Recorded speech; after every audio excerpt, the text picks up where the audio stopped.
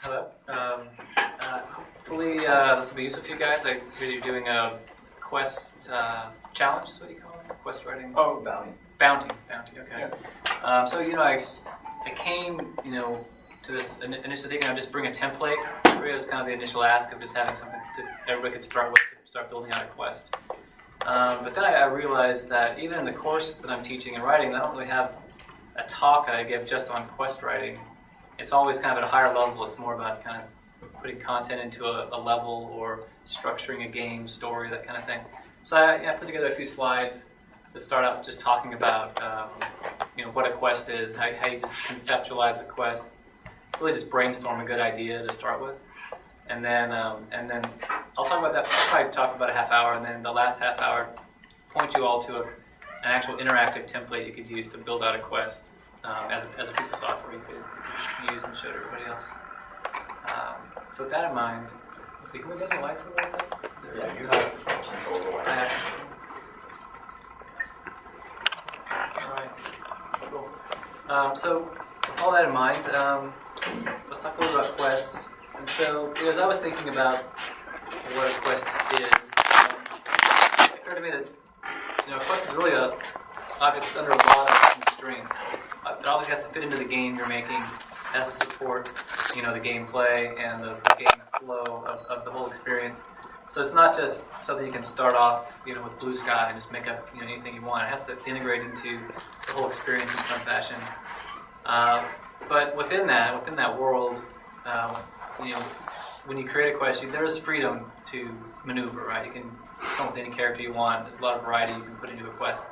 And I think even when you have an idea, there's freedom of movement for the player. The player can move through some of those possibilities himself. So what I'm going to do is I'm going to talk about just all those considerations that go into coming up with a quest idea and kind of all the nuts and bolts to kind of lock it down into a particular box, and then talk about the freedom of movement kind of in that space.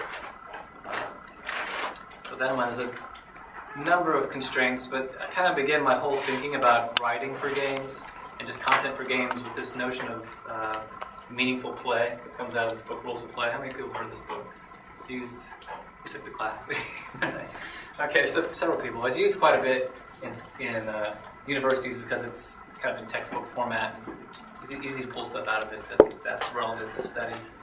But I think they have a really sophisticated handle on the game design literature, history of video games. And I like their starting point for game design. It's this definition here. Meaningful play occurs when the relationship between the actions and the outcomes in a game are both discernible and integrated into the larger context of the game. Creating meaningful play is the goal of successful game design. So their starting point is that every piece of a game, all the objects you see, the actions you can take as a player, have some kind of semantic meaning for the player. It's achieve some kind of aspirational fantasy for the player, and it all just, in a nutshell, just hangs together. It makes sense. And oftentimes a writer's job is to come in and name the weapons and name the items in the game, define the magic system, create the lore of the world, to do all those things that make the game actually add up, beyond just a mathematical system that's all balanced, but into something that's a coherent experience for the player. So in this writing course I teach, so it's kind of where we begin, is just coming up with interactions and kind of interactive spaces that make sense, and then building content around those. So this is kind of where the constraints on a quest come from. Game design itself is constrained by the content you're creating. Right? If you're creating a game about magic, that constrains your game design. So it's a two-way street, but presumably when you sit down to write a quest in a company, you're already working with a game that's in production and has a premise to it, and so you're kind of under some kind of constraints when you come up with these ideas. So starting at the highest level, often when you start building a game, it's just kind of circles on a whiteboard. The writer's usually in the room, and you're just designers come up with missions they want to build, locations they think would be cool, and just putting them up on the whiteboard. And often the writer is the one who kind of puts them into order and kind of makes them make sense, pitches something back to the team, a story that makes sense. And so at kind of the basic game and story structure level, when you've done this work, the missions you come up with have to serve this structure. Right? So you have a 3-act dramatic structure perhaps, or maybe it's just a string of pearls through exotic locations. It's often the case. But in any case, there's this foundation that you're working from when you come up with the quest ideas that they all need to serve this progression and make it seem compelling and exciting. So that's at the high level. Coming back to the kind of micro level, all the quests have to serve the player character, right? So you have some notion of who your main character is. The quests are all stories that player character inhabits. So they need to serve that particular fantasy or that identity of the character. It's a pretty big problem in MMOs, or not necessarily a problem, it's kind of a mode of operation where you may have separate teams writing all the quests for a particular character class. So that magician or wizard or whatever it is has their own set of missions that they go through. This is how the Old Republic. The Old Republic MMO. I'm trying to get the title right. They had a team of like 15 writers, and they were broken into different camps based on character class. So each group was kind of focused on what's the story that makes the most sense for this character. What's this fantasy? And so, in terms of the player character, there's a lot of different wrinkles to what that identity is. One is simply coming up with good, fun ideas, that are exciting to play. I mean, tons of games start with this notion of you being an underpowered weakling, right? Because you're just starting the game, you don't have any weapons, you don't have any skills.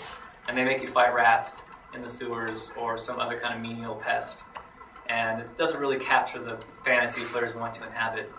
So this is actually a tip from the BioWare tips and tricks.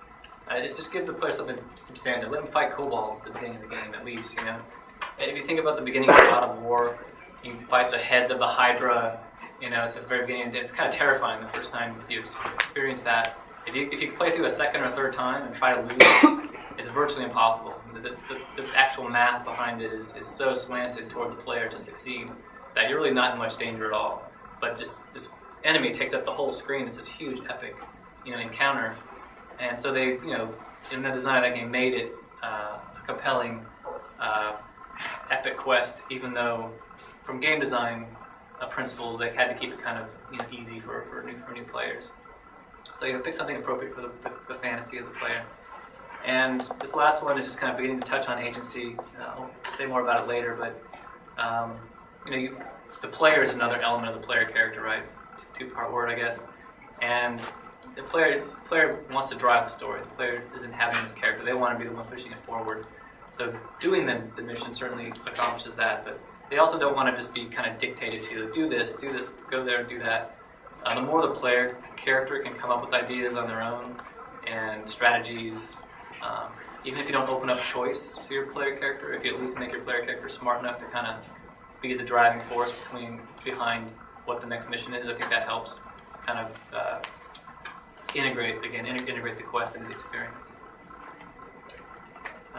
So again, I'm not even going to talk about choice and consequence yet. We just got a more fancy, complicated aspect of writing quests, interactive writing. But just thinking in terms of a linear story, I think you still want to have every quest have consequences, actions and reactions. Presumably the player has gone in the world, done something pretty extraordinary, fought through some enemies or something, got an important item, they've done something significant. And the more that can impact other elements in the world, the more the player is going to feel like it was worth doing, that the quest was important. So changing the feelings of other characters in the world, changing the state of the world. Think about like Zelda, getting rid of the twilight state on a map and changing it to a sunny day. Or Okami, getting rid of the winter wasteland and having spring come back. Also changing the player character. You've moved on to a new even mode of thinking. Maybe you've had a realization as a character, or more in a more mundane sense, you've acquired a new level or new skill or power. And the more things you can change as a result of the quest, I think the more, again, coming back to the word integrated, the more integrated it is with the experience, and then the more weight it has as an experience. And all these things, in this writing course, I'll talk more in depth about like writing and drama and stuff. I kind of see drama in essence as being these sort of moments of transformation.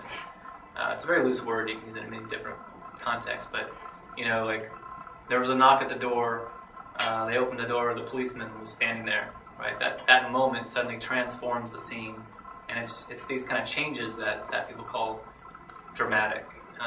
So in terms of game design, thinking of like what can you change as the result of a player action, I think helps kind of up the excitement of the quest.